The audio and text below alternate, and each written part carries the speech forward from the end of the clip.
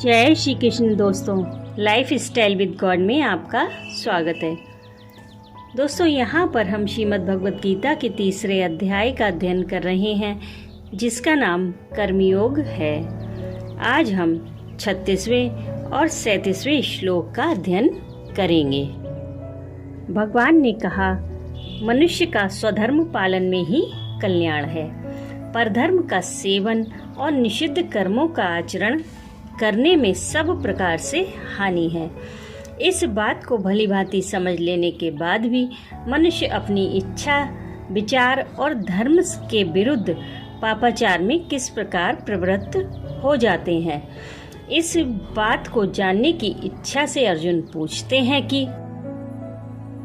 अर्जुन उवाच अथ केन प्रयुक्तोऽयं पापं चरति पूरुषः अनिच्छन्नपि वार्ष्णेय बलादेव नियोजितः।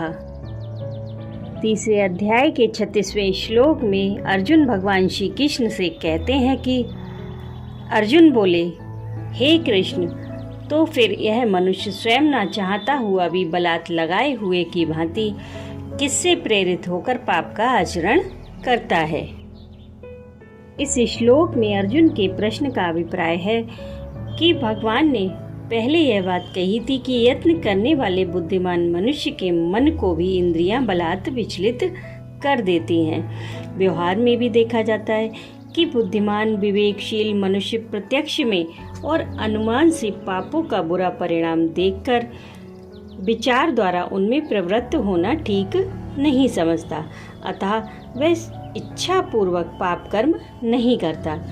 फिर भी बलात् उसके द्वारा रोगी से कुपथ सेवन की भांति पाप कर्म बन जाते हैं।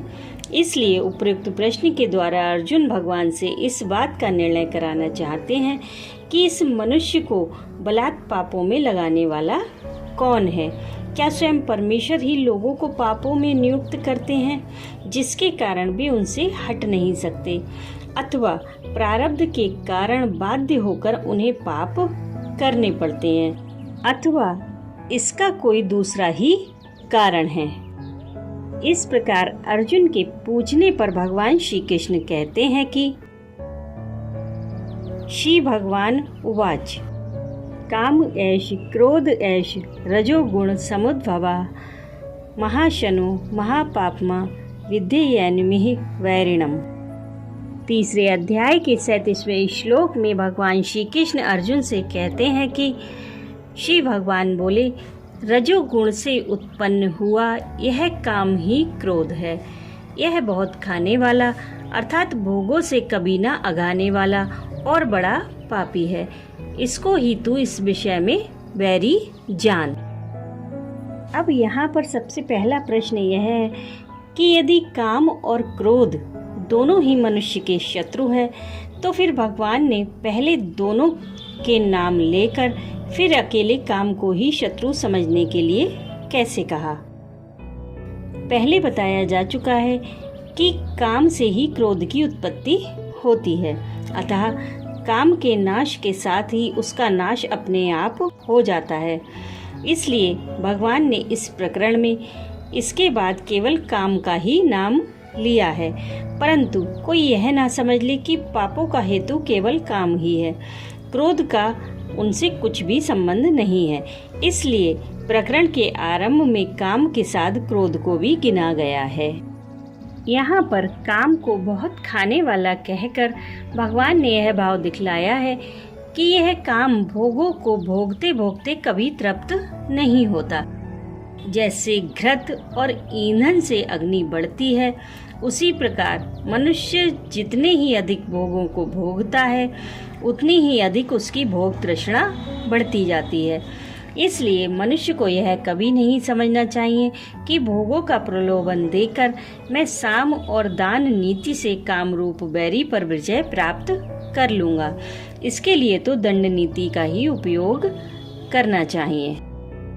काम को बहुत बड़ा पापी कहकर भगवान ने यह भाव दिखलाया है कि सारे अनर्थों का कारण यह काम ही है। मनुष्य को बिना इच्छा पापों में नियुक्त करने वाला ना तो प्रारब्ध है और ना ईश्वर ही है।